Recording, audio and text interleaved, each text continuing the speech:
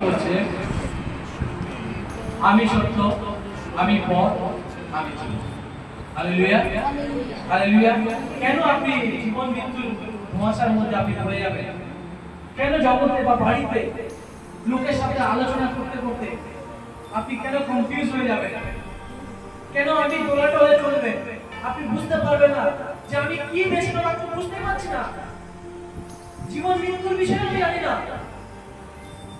আপনাকে যখন ঈশ্বরের কথা বা যিশুর কথা বলা হয়েছে, প্রভু বলছে আমি সত্য, আমি পথ। Hallelujah, hallelujah.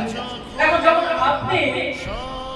আপনি যখন বাঁচতে শুরু করবেন, তাহলে আপনি পথকে যখন জানবেন, তখন আপনি জীবন এবং মৃত্যু দুটোর মধ্যে একটাকে বেছে নিতে পারবেন, যখন আপনি পথকে জানবেন। হালেলুয়া। আর যিশু বলছেন আমি পথ। সেই জন্য আরেকটা বাক্য দেখুন, মথি সুসমাচার